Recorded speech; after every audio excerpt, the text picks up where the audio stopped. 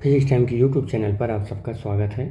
हम लोग आज के लेक्चर में बात करने चल रहे हैं उसका नाम है distinction between the total internal reflection and reflection from a plane mirror. बेटे, जनरली इसका मतलब ये मैं कहना चाह रहा हूँ कि ये टोटल इंटरनल रिफ्लेक्शन और रिफ्लेक्शन के बीच का एक डिफरेंस है और रिफ्लेक्शन प्लेन मिरर के थ्रू देखा जा रहा है। ठीक है। और टोटल इंटरनल रिफ्लेक्शन कहाँ होता है?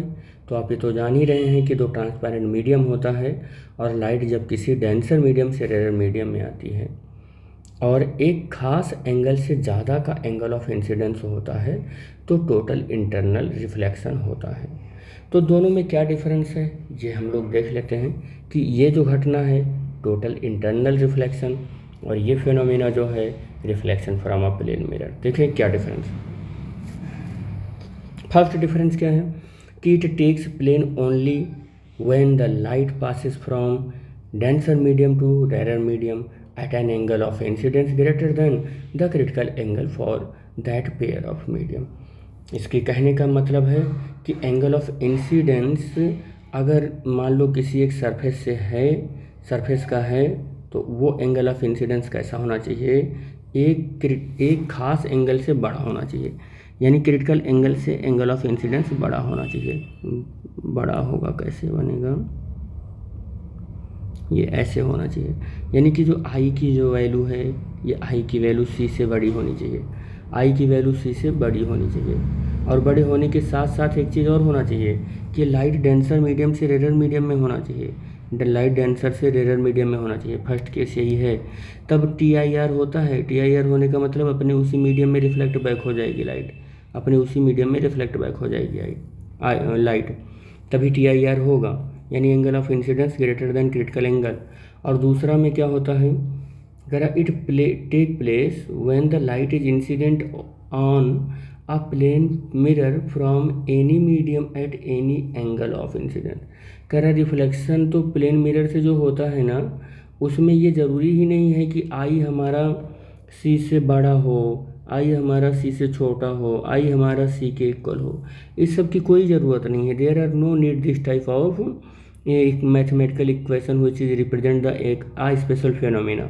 This is the general case कि कोई भी एंगल ऑफ इंसिडेंस पर रिफ्लेक्शन हो जाएगा, रिफ्लेक्शन हो जाएगा। ठीक है, बस प्लेन मिरर पर लाइट इंसिडेंट हो और रिफ्लेक्ट होती रहेगी लाइट। ठीक। दूसरा जो डिफरेंस है वो क्या है कि the entire light of the light is reflect. अब कह रहा है टोटल इंटरनल रिफ्लेक्शन जब होता है तो जो लाइट आती है, तो जो इंसिडेंट लाइट होती है जब वो रिफ्लेक्ट होगी तो दोनों की इंटेंसिटी सेम होती है। आने वाली लाइट यानी इंसिडेंट लाइट अगर 100% इंटेंसिटी की है तो रिफ्लेक्ट होने वाली लाइट की भी इंटेंसिटी 100% ही होगी। There are no loss of heat. ठीक है, इंटेंसिटी आप ऐसे कह सकते हैं, there are no loss of intensity. ठीक है, चाहे वो इंसिडेंट लाइट हो चाहे वो रिफ्लेक्टेड लाइट हो। यहाँ इस केस में प्लेन मिरर में क्या होता है कि आने वाली लाइट की जो इंटेंसिटी होती है वो थोड़ी ज़्यादा होती है और रिफ्लेक्टेड लाइट की जो इंटेंसिटी होती है वो थोड़ी कम हो जाती है, यानी कि कुछ अमाउंट ऑफ लाइट जो होती है वो उस मिरर के थ्रू एब्जॉर्ब कर लिया जाता है। मिरर के थ्रू क्या कर लिया जाता है, एब्जॉर्ब कर लिया जाता है। तो एब्जॉर्ब होने की वजह से जो आने वाली लाइट है, मान लो 100% की लाइट ऐसे आई, 100% इंटेंसिटी की लाइट आई तो जा रही है 80% 90% ऐसे लाइट, मतलब कुछ 100% से कम होगी लाइट, 100% से क्या होगा, कम लाइट होगी, मतलब होगी यानी 90% 80% कुछ होगी। तो रिफ्लेक्टेड लाइट की इंटेंसिटी कम होती है, इंसिडेंट लाइट की इंटेंसिटी ज़्यादा होती है, इस प्लेन मिरर से रिफ्लेक्ट होगी लाइट। तो थर्ड केस क्या है इसमें कि there are no loss of energy. देखो बेटा, इसमें 100% इंटेंसिटी है, जो हीट एनर्जी आई या जो एनर्जी रेडिएशन आई वही रेडिएशन रिफ्लेक्ट हो रही है, तो कोई भी लॉस एनर्जी की हुई ही नहीं है, कोई लॉस ऑफ एनर्जी नहीं है तो नो लॉस, और कोई लॉस अगर नहीं है तो इंटेंसिटी तभी तो 100% बन पा रही है इंसिडेंट लाइट और रिफ्लेक्टेड लाइट का। तो ये केस हो जाता है थर्ड वाला। इसमें क्या होता है कि आप देख रहे हो कि इंसिडेंट लाइट जो होती है उसकी इंटेंसिटी 100% होती है, बट रिफ्लेक्टेड लाइट की इंटेंसिटी 100% से कम होती है, यानी लेस देन 100% होता है।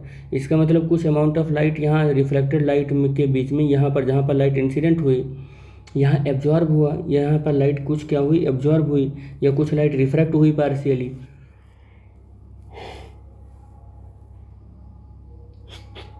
अगर बहुत हाई बिट्स का अगर कोई रिफ्लेक्टेड मीडियम है तो यहाँ पर लाइट एब्जॉर्ब हुई, तो एब्जॉर्ब में क्या हुआ कि कुछ लाइट एब्जॉर्ब होने से इसकी इंटेंसिटी या इसकी एनर्जी में कमी आ गई, तो आप वही बोलोगे कि there is a loss of energy, यहाँ लॉस ऑफ एनर्जी होगा। और energy of the reflected beam always less than energy of the incident beam. जो इंसिडेंट बीम है उसकी एनर्जी से रिफ्लेक्टेड बीम की एनर्जी कम होती है इस वाले केस में, इस वाले केस में। ठीक है, अब आ जाओ इस केस में, लास्ट केस है इसका। कह रहे the image is much brighter.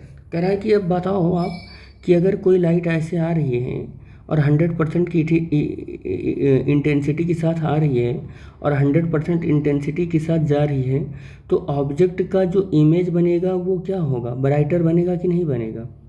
वो ब्राइटर ही बनेगा, यहाँ ब्राइटर ही बनेगा। कह रहा है image much brighter than and brightness remains unchange, और ब्राइटनेस रिमेन्स अनचेंज होता है। टोटल इंटरनल रिफ्लेक्शन के केस में हम देखते हैं कि ब्राइटनेस कम ही नहीं होती है, ब्राइटनेस सॉरी बेटा, ब्राइटनेस कंटिन्यू देखो मतलब वही बनी रहती है, अनचेंज्ड होती है। इवन तो आफ्टर लॉन्ग, चाहे जितने लंबे समय तक हम इस को यूज करें, टोटल इंटरनल रिफ्लेक्टिंग डिवाइस को, टोटल इंटरनल रिफ्लेक्टिंग डिवाइस को चाहे जितने लंबे समय तक हम यूज करें, उसकी ब्राइटनेस ना तो कम होती है ना तो मटेरियल कुछ उसमें डिटेरियोरेशन लाएगा उसमें। ठीक है, कुछ नहीं इफेक्ट होता है इमेज के ऊपर, इमेज फाइंड नहीं होता है। ठीक है, लेकिन अब आप याद रखो कि image is less bright, image क्या हो जाता है, लेस ब्राइट हो जाता है।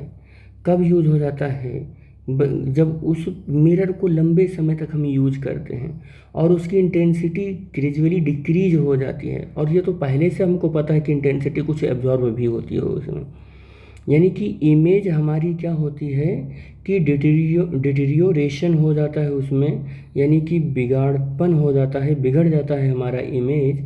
ऑब्जेक्ट का जो इमेज बनता है वो थोड़ा सा डिटेरियोरेशन हो जाता है उसका, silvering of the silvering after the long use. ठीक है, लंबे समय तक अगर हम इसको यूज करेंगे तो थोड़ा सा हमारा इमेज फाइंट हो जाता है।